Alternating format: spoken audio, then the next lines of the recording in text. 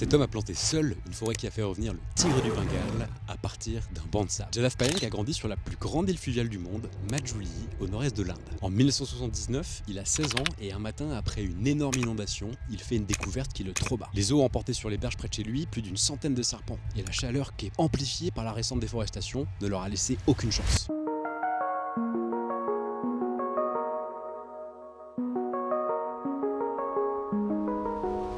Il ressent une tristesse immense et c'est cette émotion-là qui va le pousser à agir. Dès le lendemain, il va planter un premier arbre grâce au conseil des aînés. Et ça, même si personne n'y croit. Littéralement, t'as le département forestier du coin qui va lui dire que ça sert à rien parce que c'est du sable et que c'est trop sec. Du gouvernement jusqu'à ses proches, tout le monde le prend pour un ouf. Mais le mec, il est habité, donc il s'arrête pas là. Il plante chaque jour des bambous parce que c'est réputé être plus facile à pousser. Et vu que ça prend, petit à petit, il va planter d'autres essences d'arbres. Et ça, pendant 30 ans, dans l'anonymat le plus total.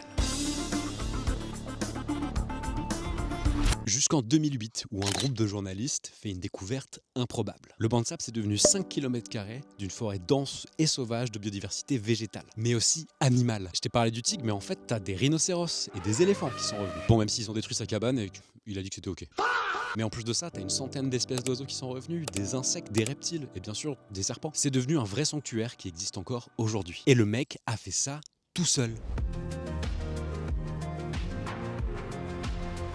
Tout ce qu'il a accompli, Jadav a reçu en 2015 le Padma Shri, qui est un peu la méta-légion d'honneur en Inde. Et t'as même un docu réalisé à son initiative qui a été projeté au Festival de Cannes. Et d'ailleurs, si tu veux que j'y aille un jour, pense à t'abonner. Du coup, avec l'enfer des canicules qu'on est en train de vivre, je pense que c'est des humains comme ça qu'on doit s'inspirer. Parce que les arbres sont nos meilleurs climatiseurs. Merci Jadav.